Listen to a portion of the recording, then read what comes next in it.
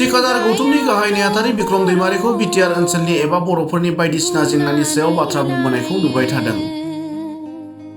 नाथाय बे बाराव बिक्रम दैमारिया राजखान्थि एबा बिटिआर हालामनि बर'फोरनि जेंनानि सायाव थोंजोङै बाथ्रा बुङालासेनो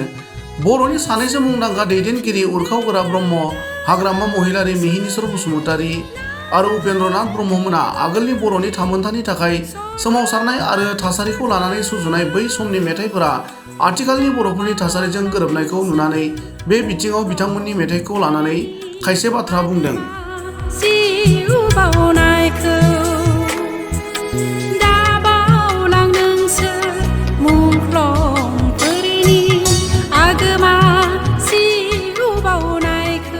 गेदेमा दैदेनगिरि बिथांमोना हारिखौ मोजां मोननायखायनो गोरबोजों जाखांबोनाय बाथ्राफोरखौ मेथाइ महरै सुजुबोदोंमोन होनना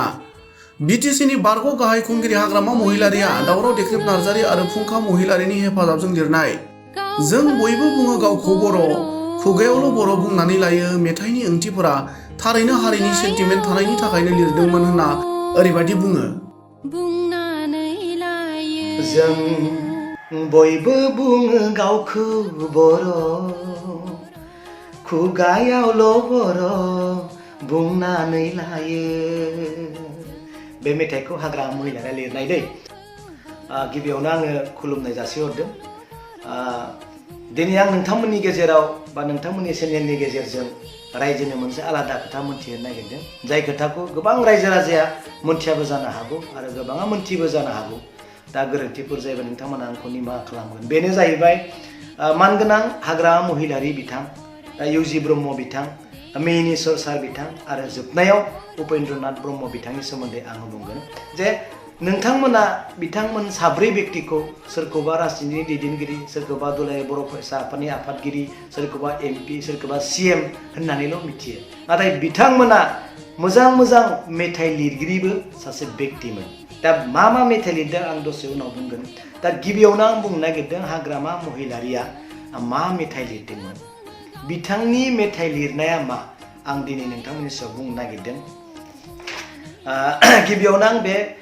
मेथाइखौ नोंथांमोननि सिगाङाव आं खननो नागिरदों आरो बे मेथाइखौ लिरनायाव दावराव देख्रेब सार आरो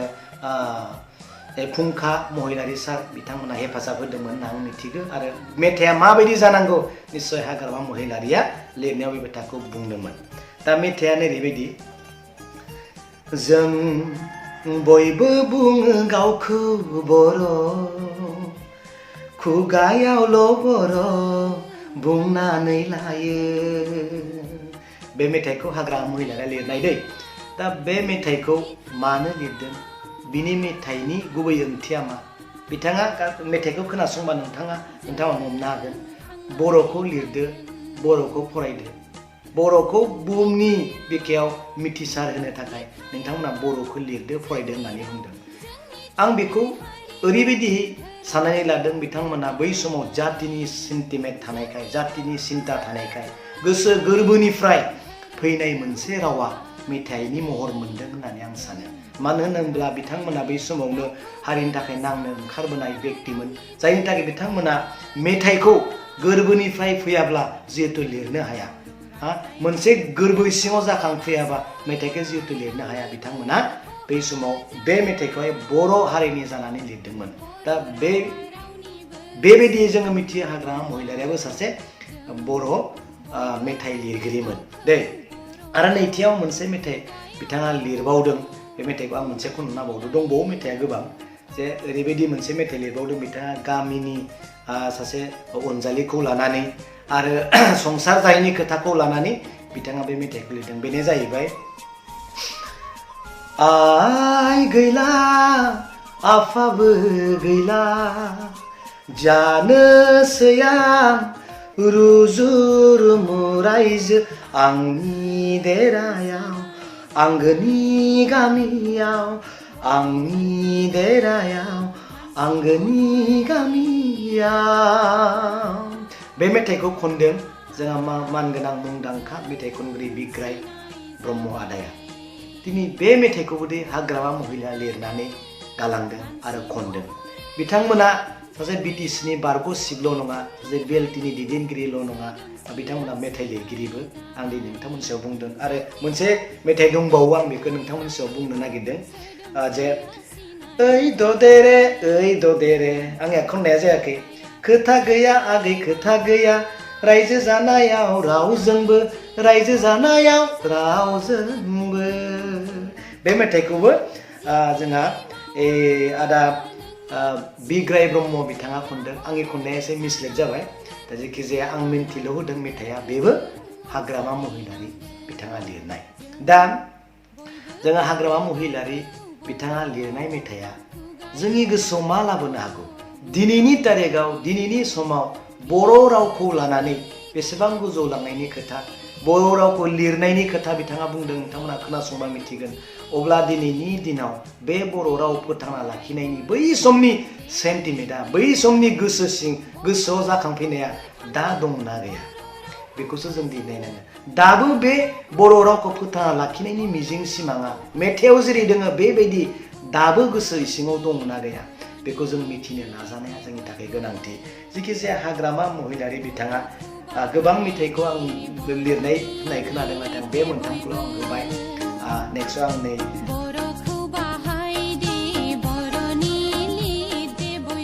बेबादिनो आसामनि केबिनेट मन्त्रि उरखाव गोरा ब्रह्मनि सुजुनाय दङमोन आंहा मोनसे सिमां जिउनि नै अनजालि नोंनो फोरमायलांनांगौनि नुदोंमोन आं मोनसे सिमां गंसे अख्रां नागिरनायनि फेदेरनो फोलावनो गोदै राव बिमानि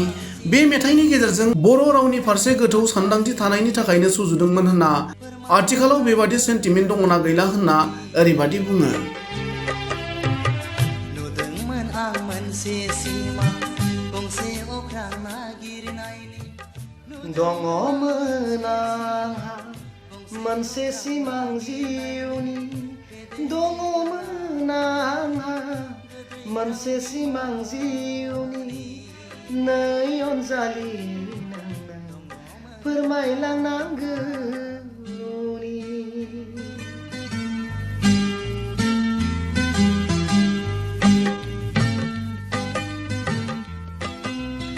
नेक्स्टआव मानगोनां इउजि ब्रह्म सार बिथांखौबो नोंथांमोना सासे बारग' MP होननानैल' मिथियो जानो हागौ बा दानि केबिनेट मिनिस्टारल' होननानै नोंथांमोना मिथियो जानो हागौ बा आगोलनि आबसुनि आफादगिरि बा दैदेनगिरि होनना मिथियो नाथाय बिथाङाबो जे मोनसे जाथिखौ लानानै मोनसे मेथाइ लिरलांदों बे मेथाइखौ आं नोंथांमोननि सिगाङाव खनना होनो नागिरदों बेनो जाहैबाय बे मेथाइखौ खनदों आदा फेमास सिंगार जोंनि बर'निनो गौतम ब्रह्म बिथाङा गोरोन्थि जायोब्ला जेन नोंथांमोना आंखौ निमाहा खालाम दङमोन आंहा मोनसे सिमां जिउनि दङमोन आंहा मोनसे सिमां जिउनि नै अनजालि नोंनो फोरमायलांनांगौनि नुदोंमोन आं मोनसे सिमां गंसे अख्रां नागिरनायनि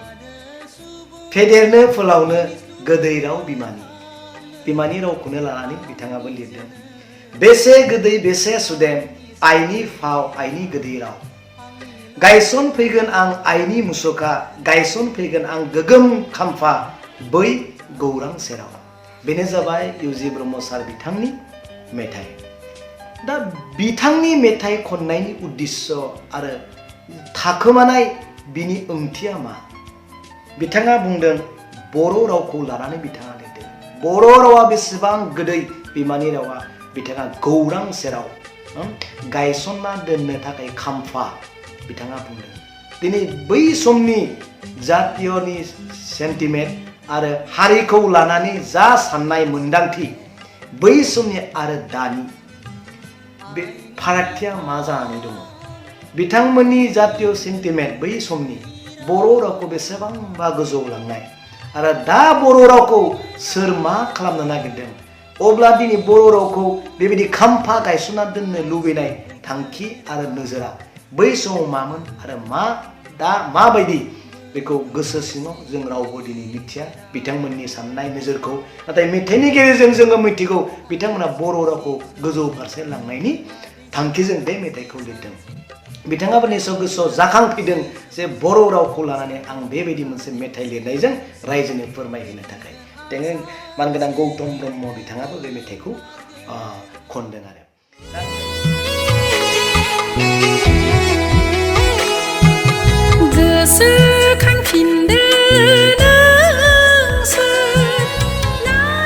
लोगोसेनो BKWSनि गाहाय मावफुं सोद्रोमा मिहिनीश्वर बसुमतारीनि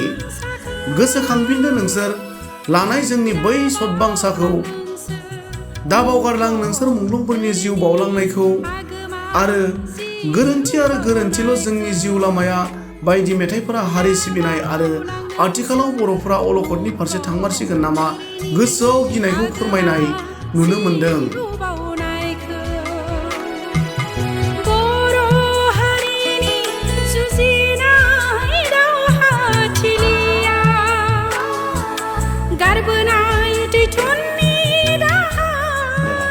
दा नै थामथियाव आं बेखौ बुंबावनो नागिरदों आरो मिहिनीश्वर सार बिथांखौ नोंथांमोना BKWSC नि CM ना मिथिगौ बा UBPनि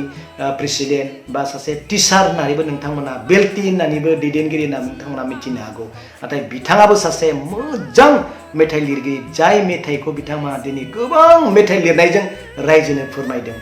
बे मेथाइयानो जाहैबाय नै गोसोखांफिनदो नोंसोर लानाय जोंनि बै सतबांसाखौ दा बावगारलां नोंसोर मुंख्लंफोरनि आगोमा जिउ बावनायखौ बायद' लीलाबतीया बे मेथाइखौहाय खनदों दा ओरैबायदि मोनसे मोजां मेहेरगोनां मेथाइखौ खनदों आं नोंथांमोनसे खनना होनो नागिरदों जे गोरोन्थि आरो गोरोन्थिल' जोंनि जिउ लामाया गोरोन्थि आरो गोरोन्थिल' जोंनि जिउ लामाया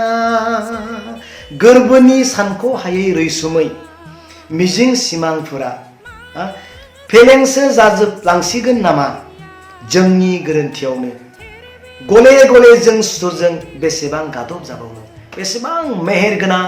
ओंथि गोनां मेथाइ बेयो बारा गोबाव जायाखै बे मेथाइया थांनाय बोसोरावसो हयथ' सुजुदों बिथाङा फोरमायगासिनो दङ मिडियानि गेजेरजों मेथाइनि गेजेरजों जोंनि अलखदा बै समाव जेरैमोन आरो दाबो अलखदा जोंनि मोखाङाव जोंनि बर' रायजोनि गेजेराव सफैदों होनना बिथाङा बुंदों मानोना बिथाङा प्रेक्टिकेल जि जायगायाव दिनै प्रब्लेम मोनगासिनो बे जायगायाव प्रब्लेम मोननायखायनो बिथाङा बे मोनसेखौ लिरदों गोरोन्थि आरो गोरोन्थिल' जोंनि जिउ लामाया जोंनि थाखायनो दिनै जाथिया धंस जासिगोन नामा जोंनि दैदेनगिरिफोरनि थाखायनो जोंनि साननाय मिजिंफ्रा रायजोनि साननाय मिजिंफ्रा दिनै फैमाल जाजोबसिगोन नामा बिथाङा बे खोथाखौहाय बेयाव बेरखांदों बेनिखायनो जोङो बिथांखौबो जोङो दिनै गोसोखांनांगोन जे मिहिनीश्वर सार बिथाङा सासे CMल' नङा बिथाङा सासे प्राक्तन दैदेनगिरिल' नङा सासे मेथाइ लिरगिरिबो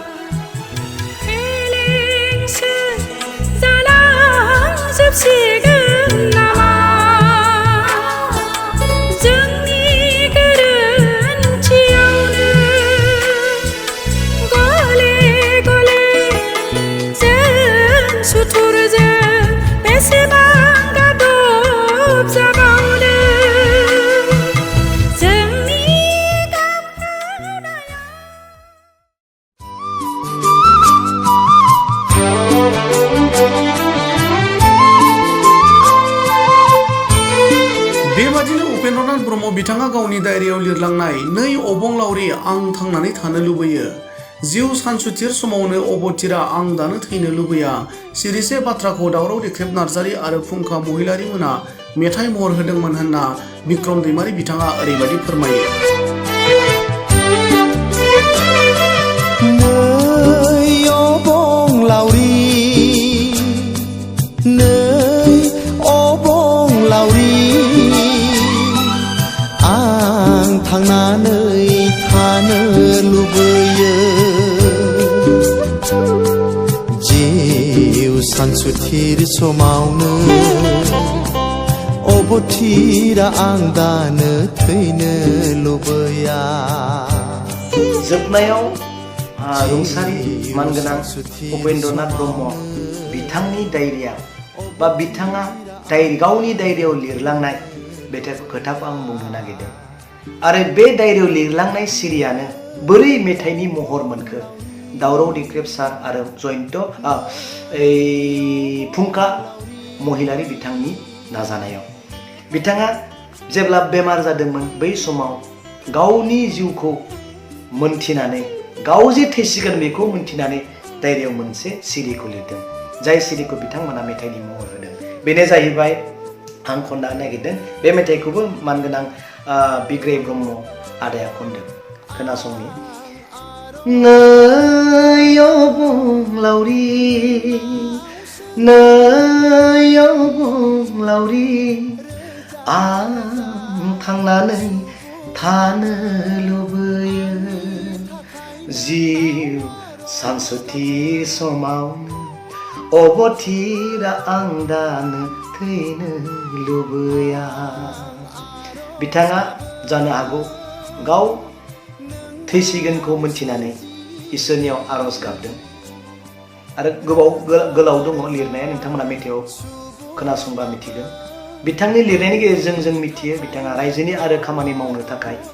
इसोरनियाव गावखौ गथायदोंमोन जे आंखौ अनखांदो आरो मावनांगौ खामानि दंबावो होननानै दा बे मेथाइखौहाय बे सिरिखौहाय मेथाइनि महर होदोंमोन दावराव दिख्रेब सार आरो जयन्त महिलारि बिथांमोना दा साफ्रोमबो दिनै मेथाइनि गेजेरजों हारिखौ अननायनि मेथाइखौ बिथांमोना लिरबोदों दा बर' रावखौ गोजौआव फोथांनायनि खोथाखौ बिथांमोना बुंबोदों जोंहा दिनै बर' रावा आसामनि आयेन आफादाव हाबबाय बा लिरजाबाय नाथाय बे लिरजानायखौ लानानैबो दिनै जोंनि आसामनि गेजेराव दुखु मोननाय आरो रागा जोंनाय दिनै जोंनि स्टुरफोरखौ जों नुनो मोनदों आयेन आफादाव जोंनि बर' रावा लिरजानाय लोगो लोगोनो सासे